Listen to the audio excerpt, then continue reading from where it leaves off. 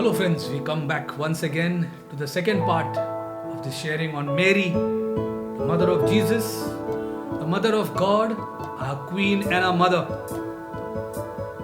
Today, we will try and get some idea about what Mary could play, what role she could play as maybe our mother, maybe what role she could play in our life. So the first point which I was thinking of to reflect on Mother Mary is Mary manifesting the fruit of the Holy Spirit. You will find in Luke chapter 1 verses 18 to 36. Again, if you have a parallel with Galatians chapter 5 verses 22 and 23, see, Mary was overwhelmed with the Holy Spirit when the angel Gabriel announced to her that she would be conceiving Jesus by the power of the Holy Spirit.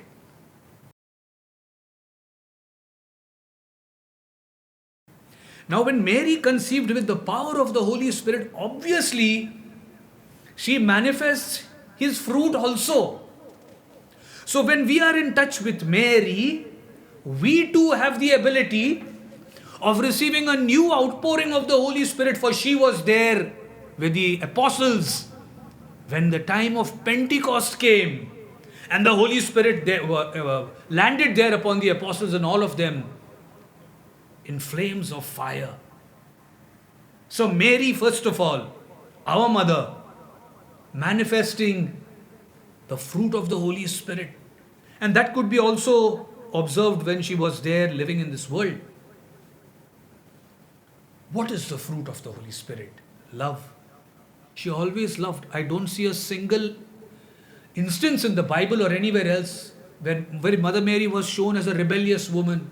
Even when Jesus was dying on the cross, humility, patience, goodness, she was kind.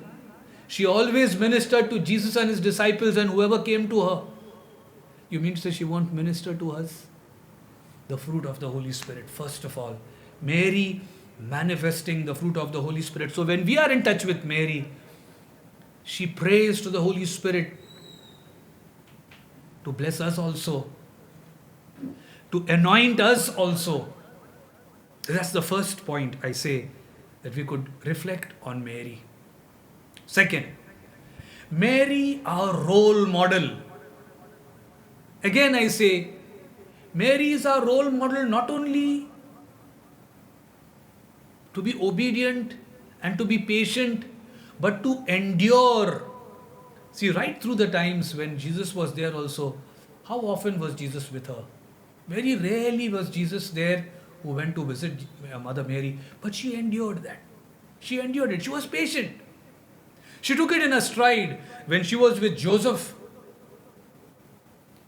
And even before Jesus was born, she endured that entire phase where maybe she would be considered as an outcast. So Mary, our role model also when Jesus was there on the cross. Okay, everyone deserted Jesus, and Mary being of a poor family, who's going to be there at that point of time? She's going to seek legal help. Who was there to help her at that point of time? No one. You can imagine the loneliness which Mother Mary must have felt at that time. The sense of injustice. But she did not give up. She stood by Jesus. And as the hymn says, be with us, Mary. Can a mother desert her son? No. She'll also stand by us. Third point. Mary binds families together. That's why we pray the rosary. Just like she kept her family together, how often was Jesus with Mary? Rarely. Yet, he was bound to that family, even when Joseph was with her. So when we as a family gather together to pray the rosary, Mary binds us together. She is a binding force of families. I had spoken the last time about praying the rosary together. Friends, I am repeating that again today because I believe in this. If my entire family members cannot be there together to say the rosary, no problem. One person start. Choose a time. 8:30, 8:30. 9 o'clock, 9 o'clock. Choose that time every day. You sit alone there in front of the altar and pray. Or if somebody else is there, bring that somebody else along. But stick to that timing. I know, when the time comes only for the rosary, everybody is busy. It comes during the time of the rosary. Many of us are very busy, especially during that time. The VIPs in our homes, they have to specially take time off from their busy schedules to be present on the occasion for the rosary. Don't worry. Don't worry. The one or two people who are there, pray. Sit and start praying the rosary. Slowly, like little Bo Peep, lost a sheep, leaving her tails behind. No, leave them alone, then they'll come home. No? So like that old poem which was there in our younger days, everybody who are lost will come back. The good shepherd will bring back his lost sheep because of his mother's prayers. So we have Mother Mary who will bind families together. So friends, those of us who are really trying to make an effort to pray the rosary together, please start praying tonight itself. And be committed and be consistent. Mary, our mother, knows the pangs and the joys and the sorrows of motherhood. This is another point. John chapter 19 verses 26 to 27. Mary becomes our mother, where Jesus tells the disciple whom he loved most, behold your mother. And he tells her mother, behold your son. And from that time onwards, Jesus gifts his mother to humanity. He tells us, behold your mother. See, tradition holds it that that disciple was John. That's a tradition. Nowhere in the Bible is it being written that that was John. It was the disciple whom Jesus loved most. When Jesus was there and he went to meet his mother, and his disciples were saying, Jesus, your mother and your brothers and your sisters are there to meet you. Jesus asked, who is my brother? Who is my brother and my sister? He who keeps my word and my commandments. The same thing is with this. When Jesus was on the cross, he says to that disciple whom he loved most. Now, whom does Jesus love most? If you keep my word, my Father and I will make our home with you, and we will come and we will dine with you. So Jesus makes the disciple whom he loves most. That is each one of us, if we are really his disciples. He gifts us his mother. He tells us, behold your mother. So when Jesus is giving us his mother, what a privilege it is. That was the last he had in this world. He had lost everything, including his garments. The only thing which was left, his earthly possession, was his mother. Even that he gifted to us. So friends, Mother Mary knows. She knows exactly what is Jesus' heart. And she will pray for us according to what the Sacred Heart of Jesus wants. So plead with Mary as our own mother. Then we have Mary as our intercessor. She intercedes for us.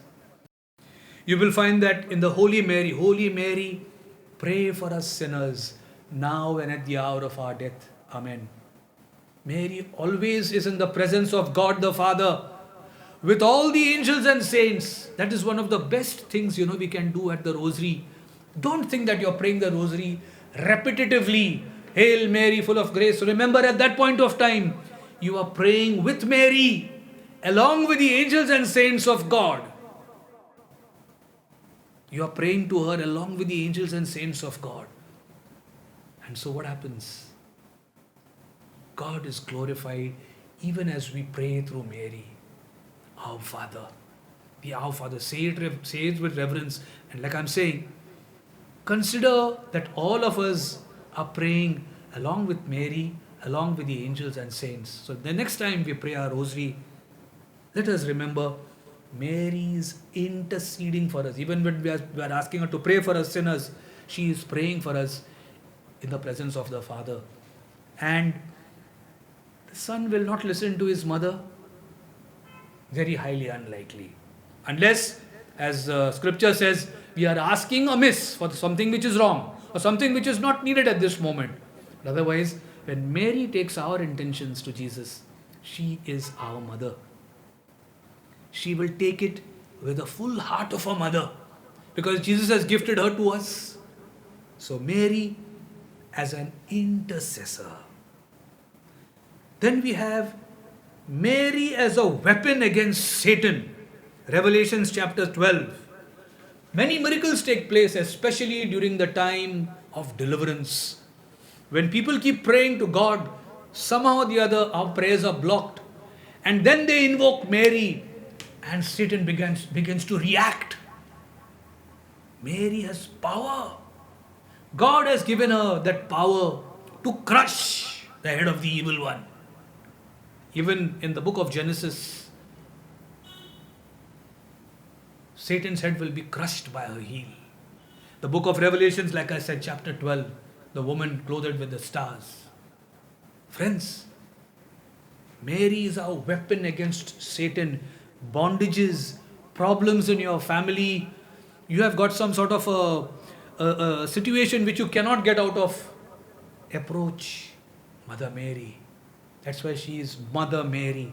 She is not just Mary by herself. Mother Mary, our mother, our queen. Then there is this which I like to reflect on very much. Mary warning us against danger. You know, friends, now for the past few centuries especially, Mary has been appearing continuously through apparitions, Lourdes, Fatima, and so many other places all over the world. And every time, even today, even over the recent past, she's been appearing in so many places. And people take it like a tamasha, like some sort of an entertainment. When a mother weeps, tears are coming from Mother Mary's eyes. Wow! Mother Mary's blood coming out from her eyes. Superb! What is the message she's trying to give us? A mother will not weep unless there is something really wrong with the children. We need to take that message, my friends. Not just think Mary has appeared and so okay, she has appeared there and there's a bleeding statue somewhere else and all that. She's giving us a message. Friends, let us take her apparitions very, very seriously. She is coming continuously to warn us and warn us and warn us. And what are we doing? Fine, she's appeared. Remember, just because nothing bad happens immediately, God is patient. So if Mother Mary says something will happen shortly, for you and me shortly means 1 year, 2 years, 3 years. For God shortly, He is patient. Remember that. He gives as many people time as possible to repent and to come back to Him. And Mary is warning us, friends. She is a warning sent by God. Because we have become deaf. He believes that at least through His mother, at least Jesus believes through His mother, people will come back to Him. So take her warnings seriously, friends. Mother Mary as a sign of God's warning to His people. She warns us out of love. She never threatens us. And even today, as we see things happening all over the world, we seem to be, some time ago, I remember telling many groups this thing. This was now about more than a year ago. I am feeling, because of all the apparitions of Our Lady and all that, something very evil is going to happen in this world. Right enough, it has come to pass now. It's not because I have some very great prophetic gifts. But I'm saying, friends, right now also I'm making one more statement. If this viral epidemic, this pandemic passes away, don't feel very happy that we are on safe ground now. Something very much worse than this is going to come about. Mark my words. And I'm saying this not as a threat, but because we have to repent. This is the product of sin in this world. This is the smoke of Satan, this virus. It's an evil power which has come up. Mary is warning us. We need to understand the signs of the times. So don't wait for this pandemic to pass. Don't wait to convert, to repent and to come back to God. She's calling us urgently. Come back. God is inviting us to come back to Him through Mary, the mother of Jesus, our Queen and our mother. And lastly, like John the Baptist, Mary always tells us, she tells us, do what He tells you. John chapter 2, during the miracle of the wedding at Cana, do what He tells you. She will never direct us to herself, but she will always direct us towards Jesus. And what is Jesus? Is the Word of God. And what's the Word of God?